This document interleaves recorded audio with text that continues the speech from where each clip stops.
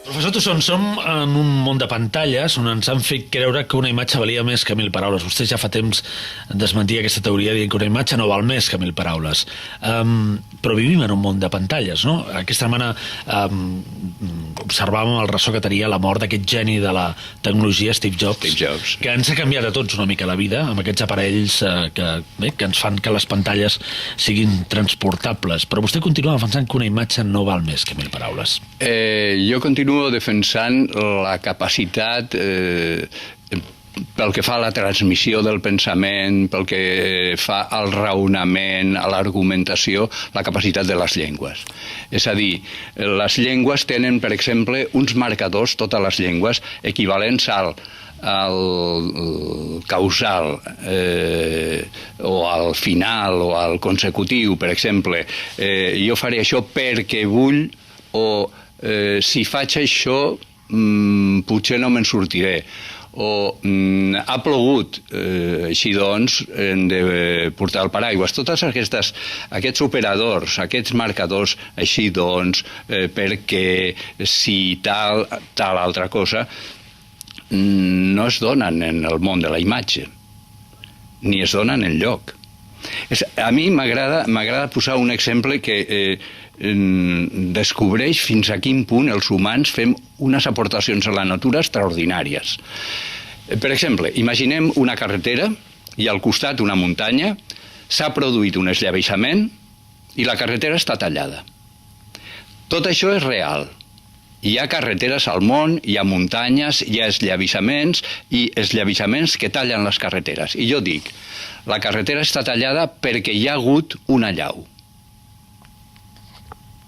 Tot el que acabo de dir es correspon amb la realitat, excepte el per què. El per què no existeix en la realitat de la natura. Sí que existeix en la ment dels humans.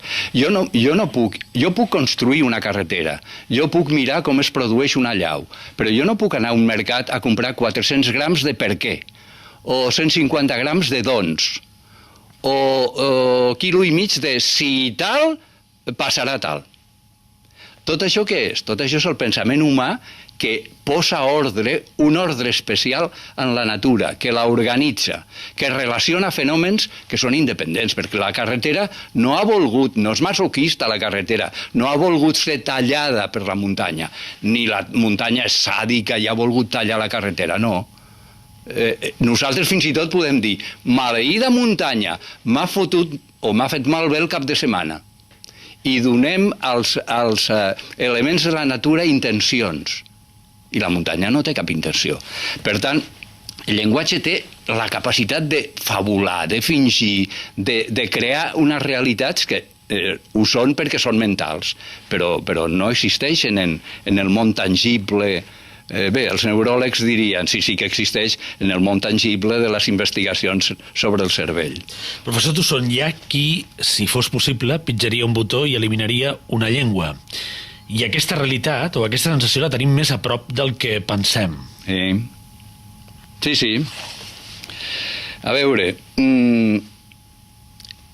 el peix gros intenta menjar-se el peix petit, de tota la vida. Sí, metàfora. Ara, el peix petit pot ser prou hàbil per defugir l'atac. Que hi ha gent que no diu jo vull la extinció de la llengua catalana. No ho diuen. Saben que quedaria molt malament. Però si d'amagat poguessin, els coneixem, i si d'amagat poguessin, sense que ningú els retreiés la responsabilitat, pitjar un botó, deixarien l'Estat amb una única llengua. I aquesta gent hauria de fer una reflexió, i és que al món hi ha 6.000 llengües i no arriben a haver-hi 200 estats. Per tant, per aquesta gent, si volen una llengua per un estat, per aquesta gent sobren 5.800 llengües, que ens diguin com començaran i què faran ells que són tan amants de la individualitat, dels drets individuals de les persones, què faran amb centenars de milions de persones que hauran de renunciar a la seva llengua i hauran de parlar amb la seva descendència en una altra llengua, és a dir, una semillengua per ells, perquè no la controlen.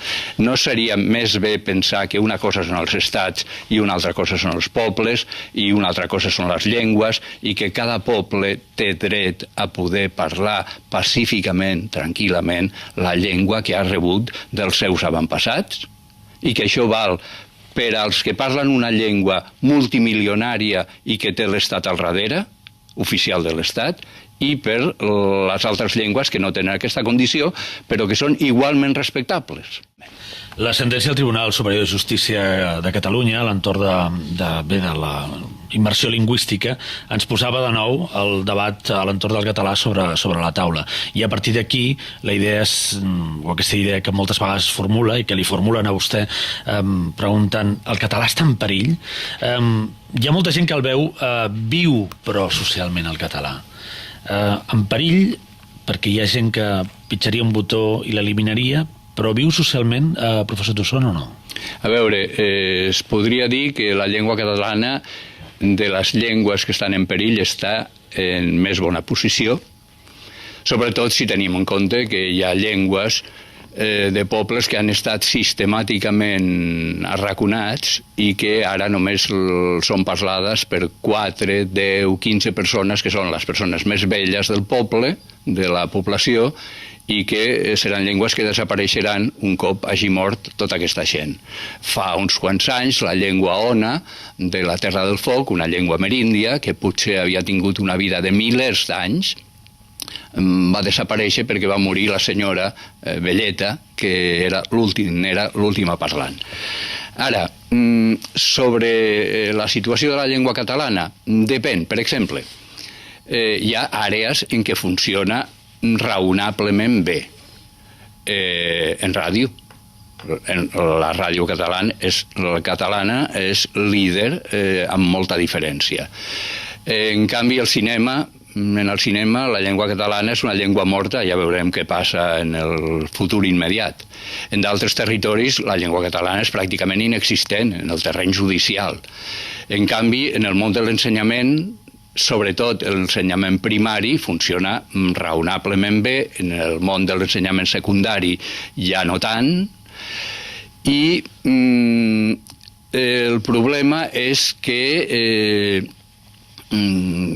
la presència social de la llengua catalana, hi ha territoris, com en el cas de les relacions laborals, en què no té la presència que hauria de tenir la llengua del propi territori i la llengua mil·lenària de la població.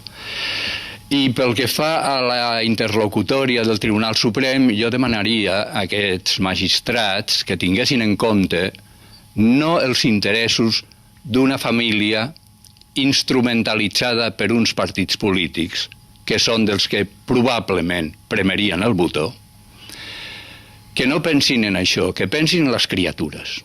I les criatures, de sempre, quan s'han trobat un ambient acollidor, com en general és l'ambient escolar a Catalunya, han assimilat les coses de l'escola amb molta facilitat, perquè les criatures són hàbils, els humans som hàbils per fer nostre el sistema de comunicació, és a dir, la llengua que trobem en el nostre entorn, i si en el nostre entorn en trobem 2 o 3, també les assimilem amb la màxima facilitat.